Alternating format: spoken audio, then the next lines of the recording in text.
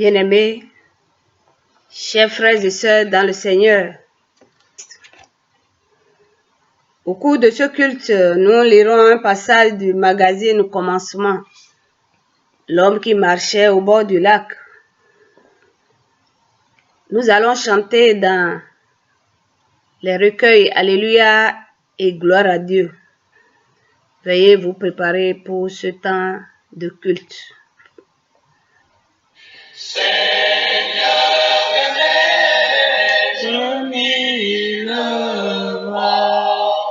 Pour chanter tes louanges, pour chanter tes louanges, éternellement et jusqu'aux anges. La gloire de ta croix, la gloire de ta croix, la gloire de ta croix. Jésus, Seigneur,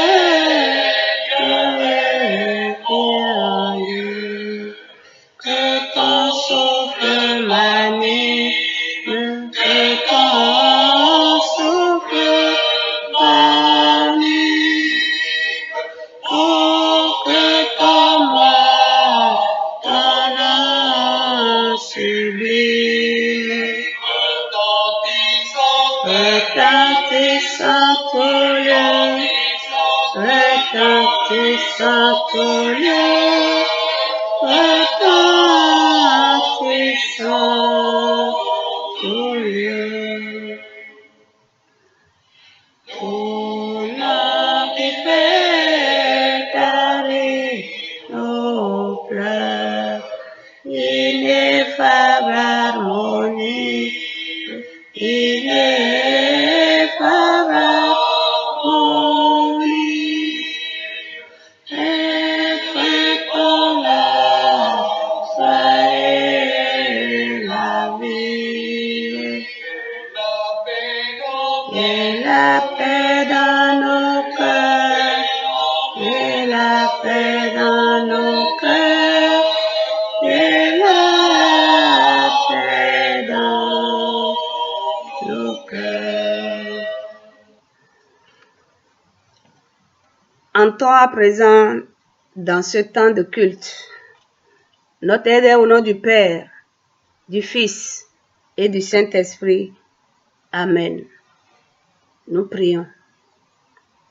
Seigneur Dieu, ton Fils bien-aimé a donné sa vie pour le monde. Que son amour brûle en nos cœurs et nous fasse passer de la servitude à la liberté, de la mort à la vie nouvelle.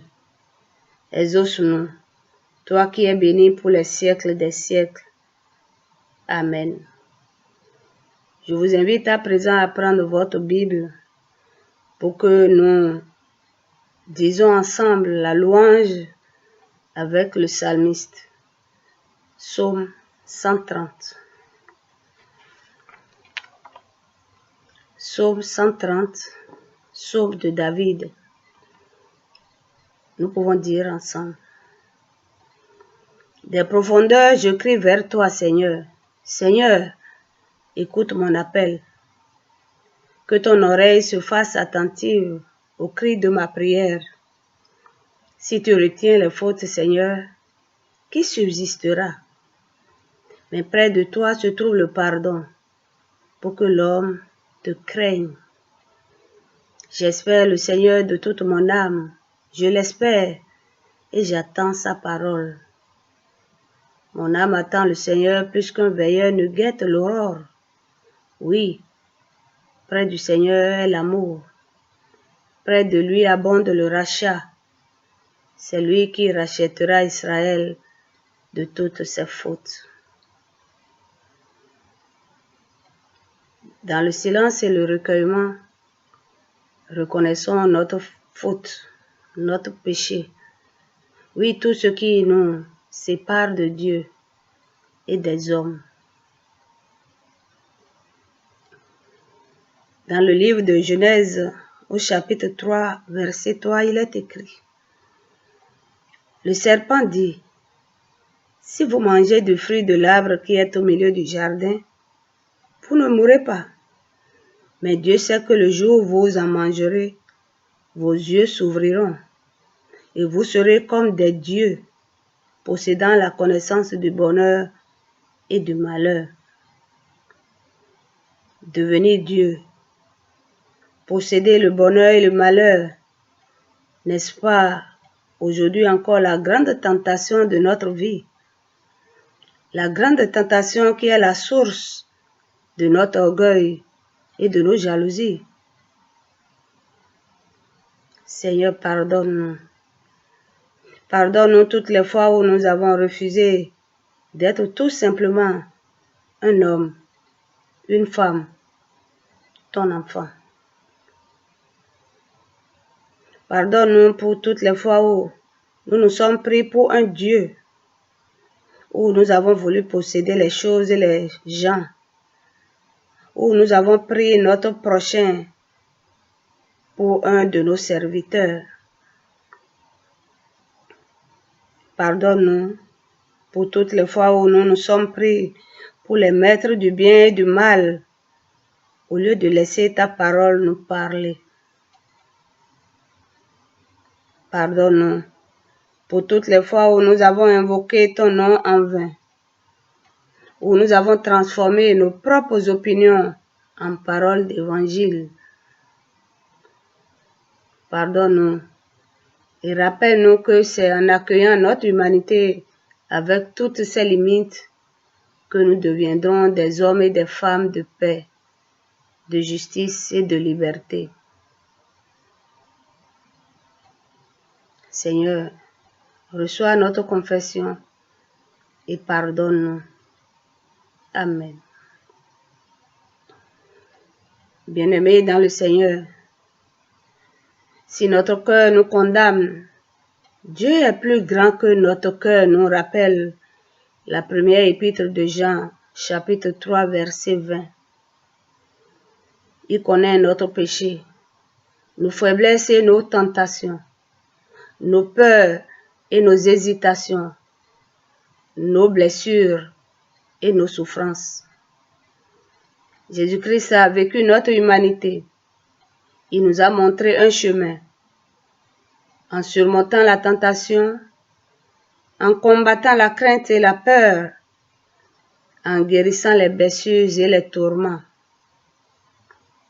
En mourant pour nous, le Seigneur nous a délivrés du péché. Et en ressuscitant, il nous a ouverts à une nouvelle vie. Alors, levons-nous pour accueillir sa paix, son pardon, et laissons-nous porter par l'amour libérateur de ce Dieu plus grand que notre cœur. Amen.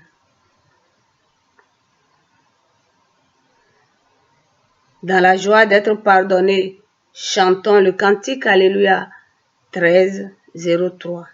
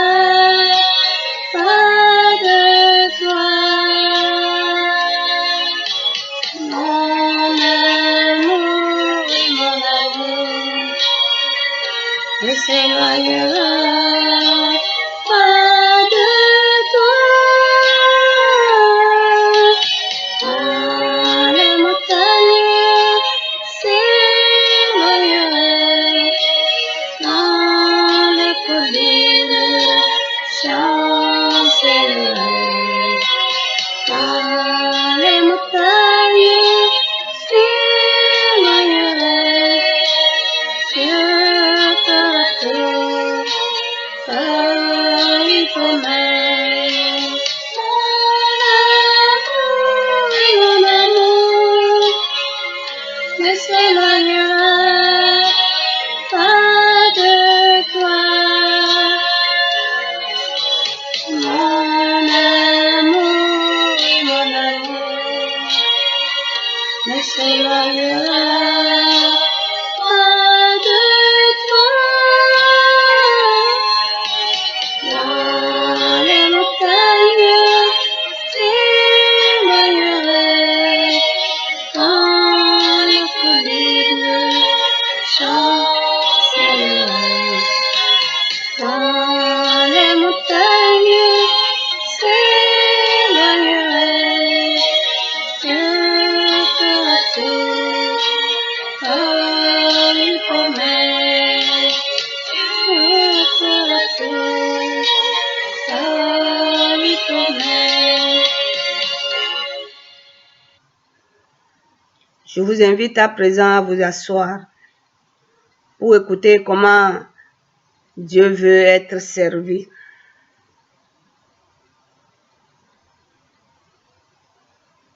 La volonté de Dieu pour nous, c'est de l'aimer de tout notre cœur, puis d'aimer notre prochain comme nous-mêmes, d'aider ceux qui sont dans les épreuves, de consoler les affligés, de s'appliquer à la méditation de sa parole et à la prière, et enfin, de ne jamais désespérer de sa miséricorde pour chacun de nous. Amen. Je vous invite à la prière. Seigneur, ta parole est lumière, vérité et nourriture. Donne-nous en lisant de la comprendre et de nous y conformer au nom de Jésus-Christ. Amen. Je vous invite à présent à prendre notre magazine Commencement pour l'homme qui marchait au bord du lac. Ce cadeau que notre région de l'Ouest avait octroyé à chaque foyer l'année dernière. Nous sommes à la page 22, 5e paragraphe. Je lis. Jésus part avec ses disciples vers les villages voisins de Césarée et de Philippe.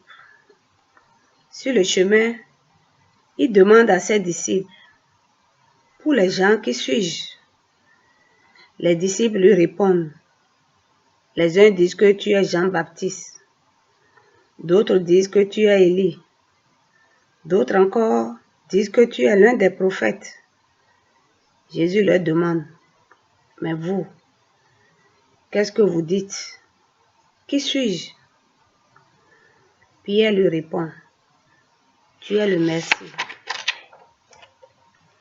Alors Jésus leur commande sévèrement, « Ne dites rien à personne. » Ensuite, Jésus commence à enseigner ceci à ses disciples.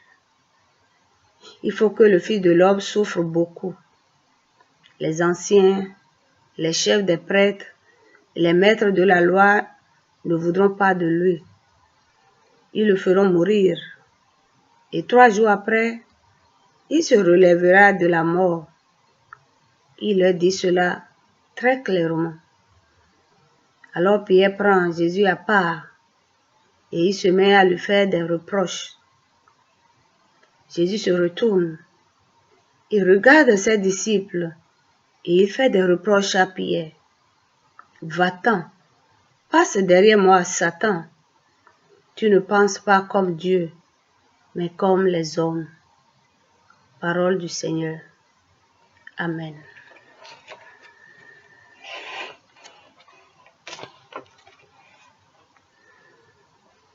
Bien-aimés, pour notre méditation,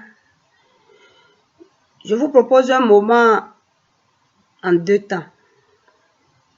Une phase introductive et une phase de méditation personnelle ou familiale autour de quelques questions que je vous indiquerai.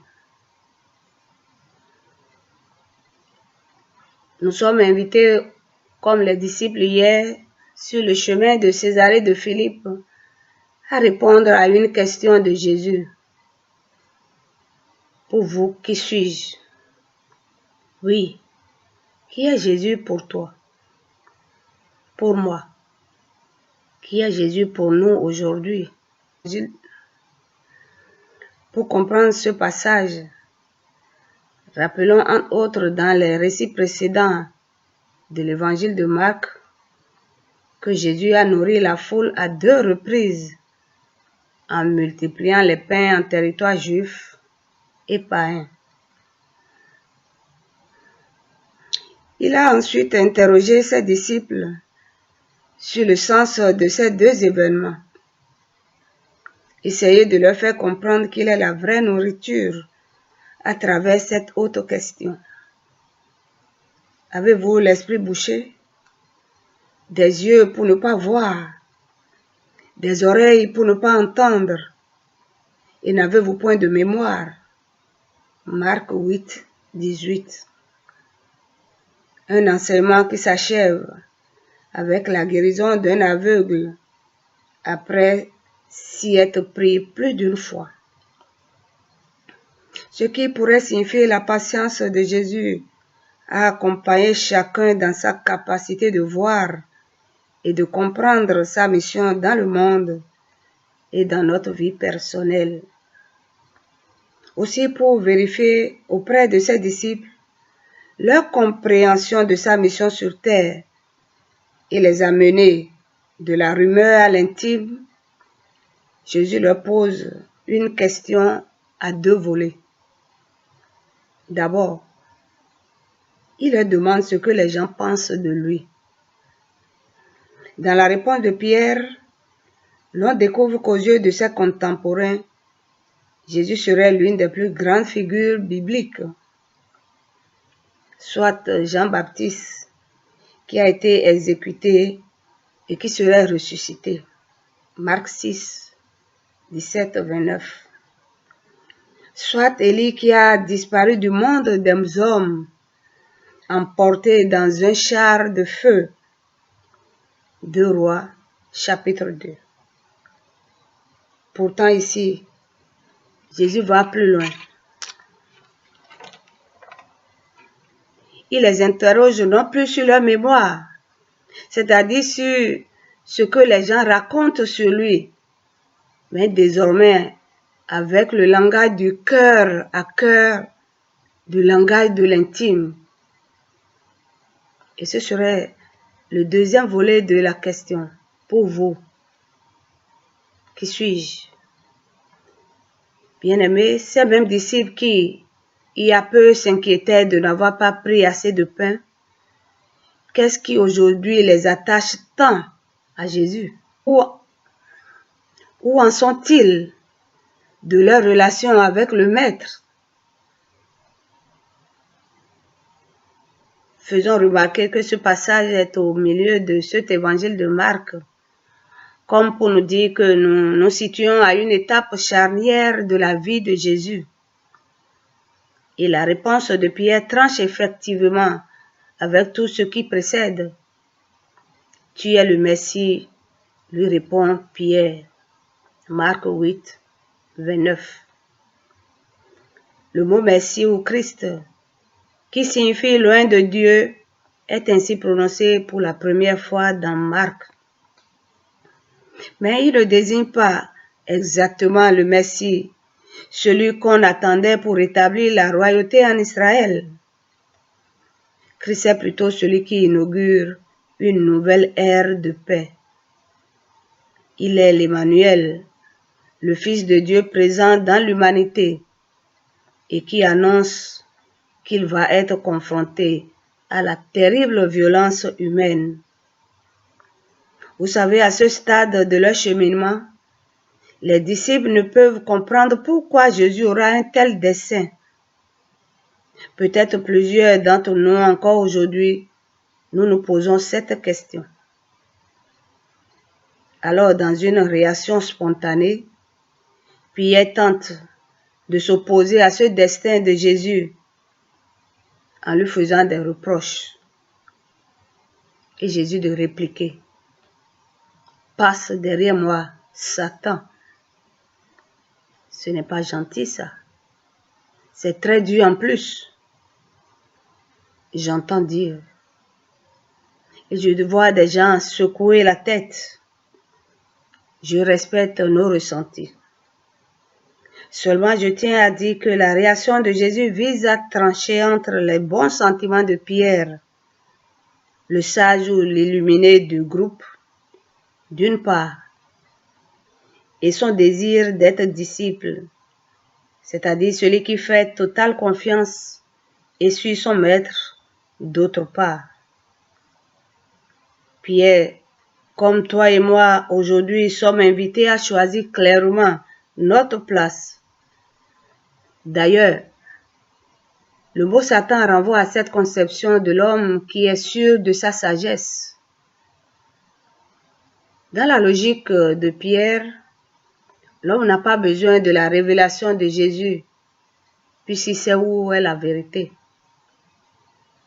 N'est-ce pas souvent nous?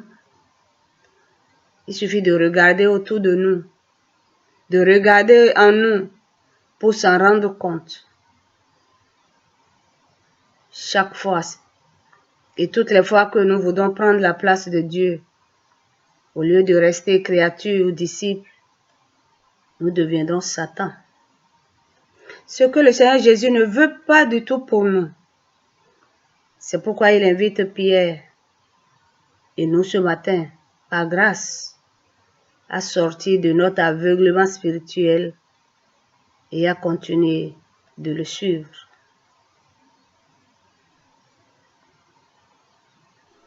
Pour notre méditation personnelle, le deuxième volet, je vous invite à réfléchir aux questions suivantes. 1. Dans nos vies, comment cette question de Jésus, qui suis-je pour toi, résonne-t-elle en nous? Cette question peut nous donner l'occasion de revoir, par exemple, ou de relire notre parcours avec Jésus. De voir, par exemple, aussi quels ont été les moments clés de notre vie où Dieu nous a fait signe. De nous rappeler les paroles ou les paraboles symboliques de Jésus qui nous ont marqués et qui nous parlent.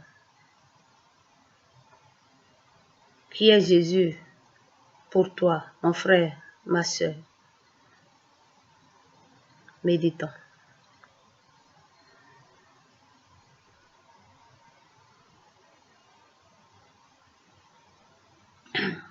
Deuxième question.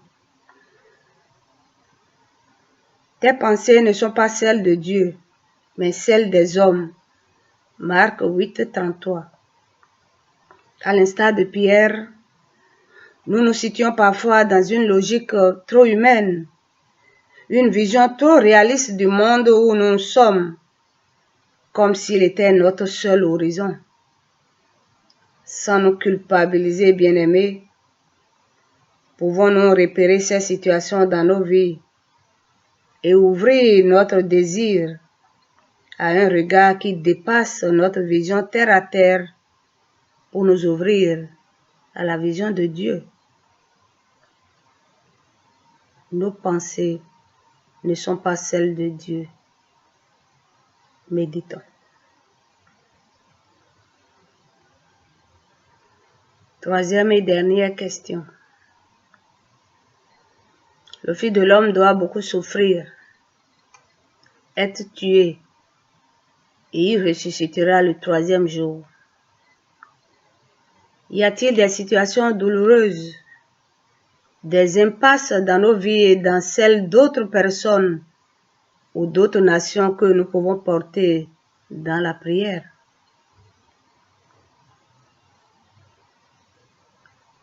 Méditons.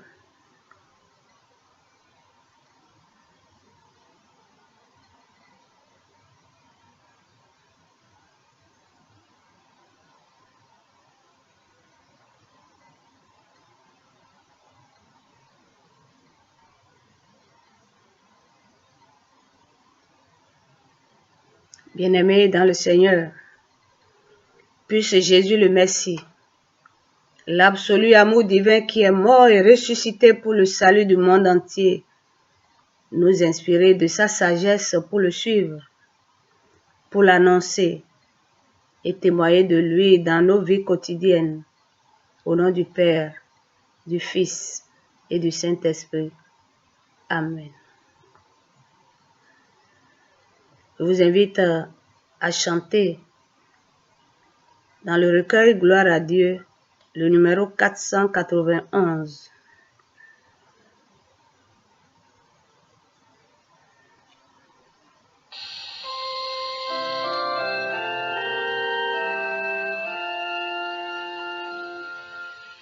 Je ne sais pourquoi dans sa grâce, Jésus m'a tant aimé. Pourquoi par son sang il efface ma dette, mon péché. Mais je sais qu'en lui j'ai la vie, il m'a sauvé dans son amour. Et gardé par sa main maîtrise, j'attends l'heure de son retour. Je ne sais comment la lumière éclaire tout mon cœur. Comment je compris ma misère et reçus mon sauveur. Mais je sais qu'en lui j'ai la vie, il m'a sauvé dans son amour. Et gardé par sa main maîtrise, j'attends l'heure de son retour.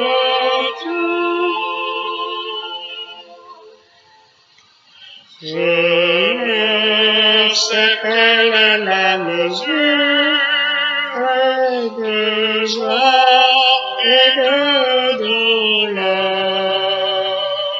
que pour ma faible créature réserve mon sauveur. Mais je sais qu'en lui j'ai la vie, il m'a sauvé dans son amour. Et gardé par sa main maîtrise, j'attends l'heure de son retour.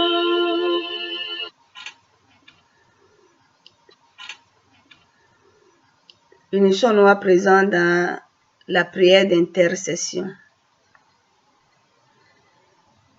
Sans relâche, Christ, tu nous demandes qui tu es pour nous. Oui, tu es celui qui nous aime. Celui qui nous aime jusque dans la vie qui ne finit pas. Donne-nous de te rester fidèle jusqu'à la mort et de te faire connaître à travers nos vies. Tu nous recommandes dans 1 Timothée 2, verset 1, de faire des demandes, des prières, des supplications, des actions de grâce pour tous les hommes, pour les rois, pour tous ceux qui détiennent une autorité, afin que tous nous puissions mener une vie calme et paisible en toute piété et toute dignité.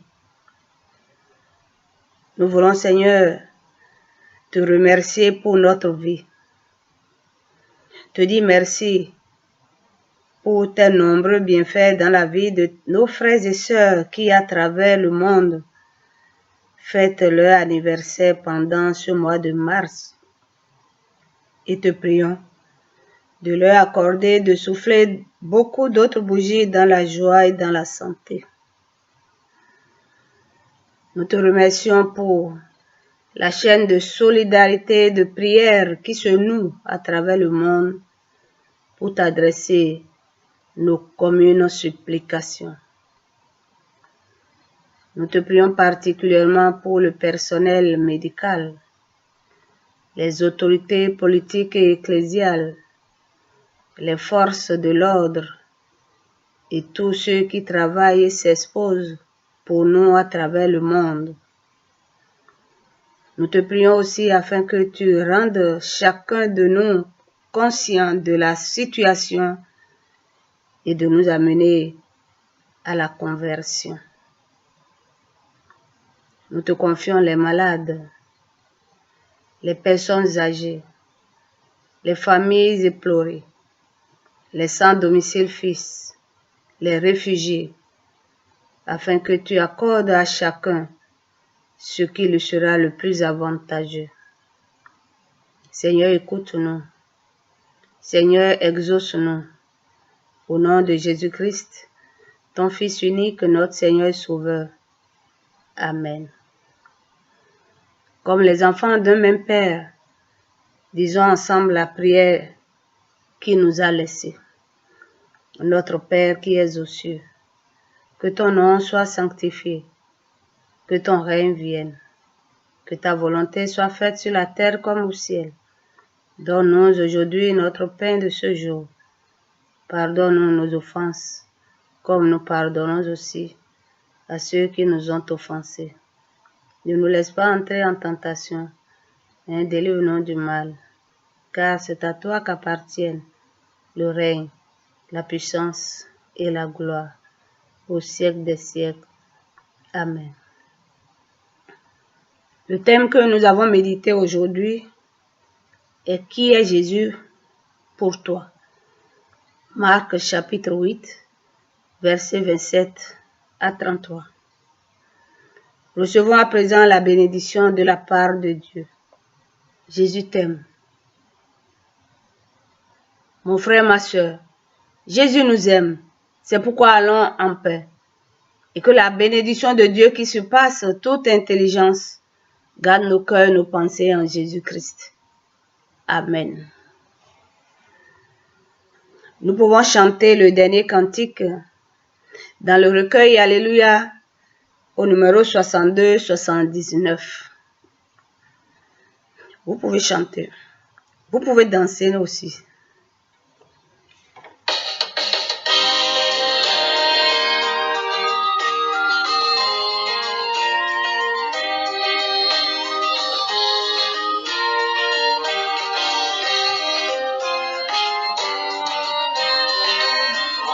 Gloire à Dieu notre Père, bénissons son Père, et que l'Esprit Saint nous libère de la tristesse et de la peur. Rendons gloire à Dieu notre Père, bénissons la terre et la terre, et que l'Esprit Saint nous libère de la tristesse et de la peur.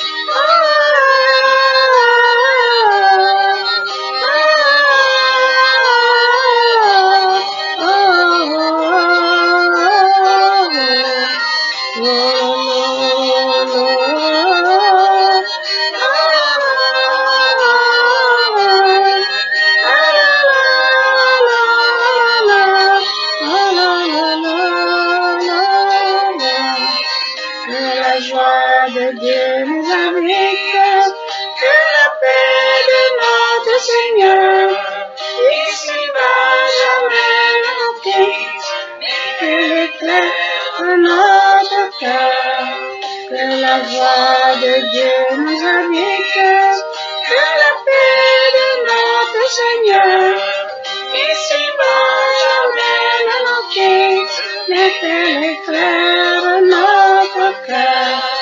Rendons gloire à Dieu notre Père, bénissons la terre et la terre, et que libère de la tristesse et de la peur. Rendons gloire à Dieu notre Père, bénissons notre Rédempteur, et que l'Esprit Saint nous libère de la tristesse et de la peur. Que la joie de Dieu nous habite, que la paix de notre Seigneur ici-bas jamais ne nous quitte, mais qu'elle éclaire notre cœur. Que la joie de Dieu nous habite, que la paix de notre Seigneur ici-bas jamais ne nous quitte, mais qu'elle éclaire notre cœur. Rendons gloire à Dieu notre Père, bénissons notre Rédempteur, et que l'Esprit Saint nous libère de la tristesse et de la peur.